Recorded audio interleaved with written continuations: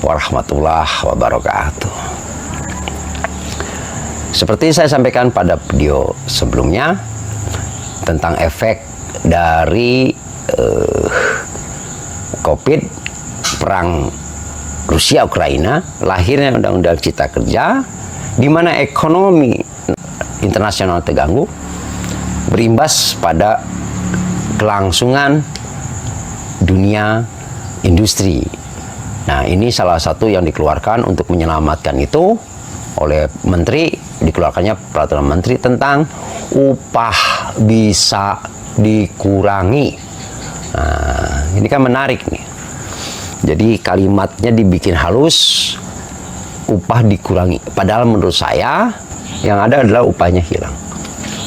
Nah, memang sekarang yang ngetren tuh kejadian di salah satu perusahaan di mana manajemen menyatakan yang upahnya itu menurut berita yang saya dapat kabar itu diturunkan 150.000 rupiah.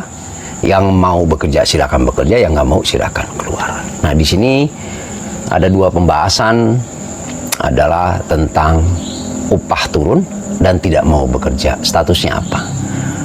Namun efek dari Permenaker ini itu kan salah satu yang vulgar, jadi kelihatan benar.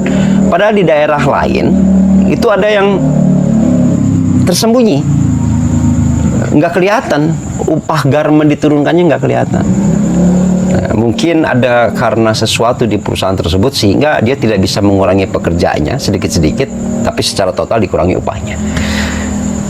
Di Kabupaten Karawang ada salah satu perusahaan di kawasan Kim, itu bukannya 150.000, upah minimum Karawang kan 5 juta. Mereka dapat cuma 2,5 juta.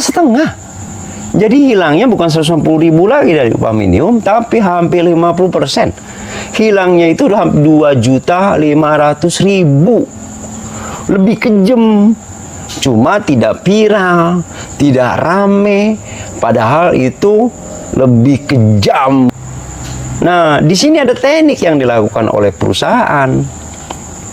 Karena fleksibilitas itu tadi kontrak, seseorang dikontrak karena habis, masuk outsourcing. Di mana undang-undang sekarang dibolehkan cipta kerja itu. Maka outsourcing masuk, dengan dia bekerja di outsourcing, dibayar upahnya 50% dari upah minimum kabupaten, yang jelas-jelas ini pelanggaran pidana. Ini terjadi di banyak perusahaan seperti itu. Jadi sesuatu yang tidak ramai sebenarnya lebih parah dan lebih jahat yang terjadi. 150.000 nggak ada apa-apanya, ini 2.500.000 hilangnya. Apa yang bisa dilakukan? Nggak ada. Para pekerja garmen rata-rata perempuan. Jarang sekali laki-laki. Nah, jadi ini yang dalam segala aturan itu biasa selalu ada permainan atau dicari celah-celah hukum yang lebih menguntungkan bagi salah satu pihak dan bisa lebih merugikan bagi pihak lain. Jadi selain kasus di Karawang dan di beberapa daerah lain, ya, ketika upah dikurangi boleh nggak boleh, karena jelas sesuatu yang disepakati. Ini aturan besarnya generalis, spesialis juga begitu di ketenagakerjaan. Sesuatu yang disepakati maka tidak boleh dikurangi. Nah, upah minimum ini kan ketentuannya ada di pemerintah, di undang-undang perintahnya, nah, terus melalui SK Gubernur atas perintah pemerintah pusat. Berapa kenaikannya ditetapkan upah minimum kabupaten kota. Jadi di sini yang menarik, pemerintah yang menetapkan, pemerintah pula yang memerintahkan untuk dilanggar. Karena apa? Melalui peraturan menteri yang menterinya tidak ganti-ganti, itu partainya itu terus tuh. Gitu. Jadi saya selalu ingat partai ini, saya selalu ingat perjanjian kerja bersama di pabrik gitu loh.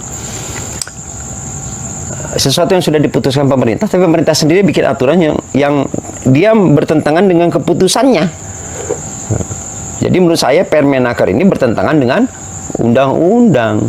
Karena SK Gubernur diperintahnya melalui SK Gubernur di undang-undang, sedangkan upah turun itu melalui Permenaker.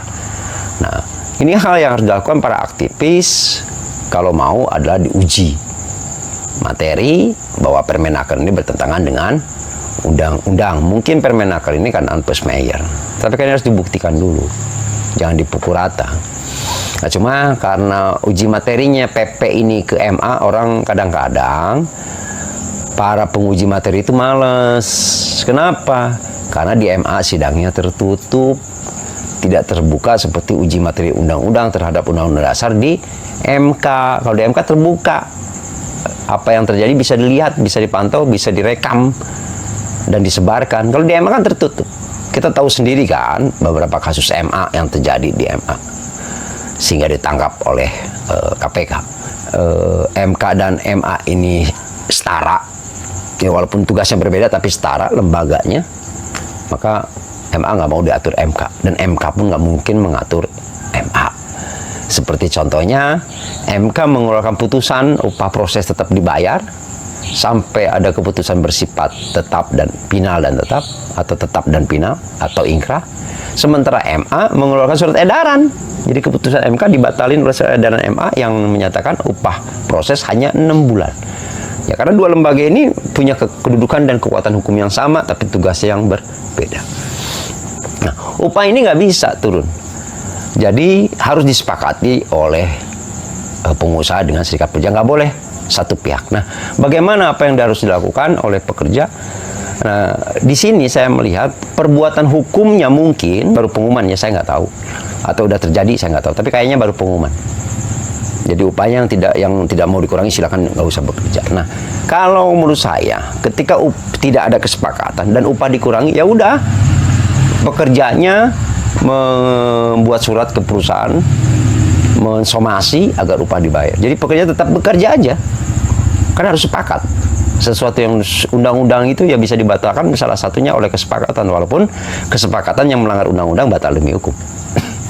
Nah, biarkan aja pengusaha membayar upah, langsung Anda bikin somasi dan bikin surat ke pegawai pengawas, atau karena di sini kasusnya adalah delik perdata, Anda bisa bawa ke KPAI. Tapi kalau ada delik pidananya, misal unsur penipuan atau penggelapan, ya bisa ke pidana, ke kepolisian. Nah, yang jadi pertanyaan ini menarik adalah dia membayar di bawah upah minimum atau dia membayar upah yang kurang. Nah, ini yang harus lebih dicermati lagi.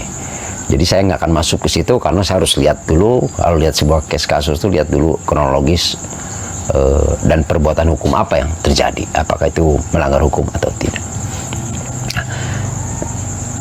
Ketika aksi itu atau pengumuman itu ada salah, ketika oleh manajemen ditantang, yang mau bekerja silakan, yang mau bekerja pulang, akhirnya para pekerja pulang. Nah, di sini lahir lagi sebuah perbuatan hukum baru bagi pekerja. Apa hukumnya? Status hubungan kerjanya. Nah, jadi ada dua yang menarik. Dan ini melahirkan akibat hukum yang berbeda. Ketika manajemen mengatakan yang tidak mau bekerja silahkan keluar. Nah, artinya omongan manajemen ini melahirkan satu perbuatan hukum. Atau kedua, ketika manajemen mengatakan itu, ada pekerja ngomong, ya udah kalau gitu kita pulang. Nah, kalau gitu kita pulang. Artinya di sini pekerja telah melakukan satu perbuatan hukum. Nah, ini yang dua-duanya berbeda.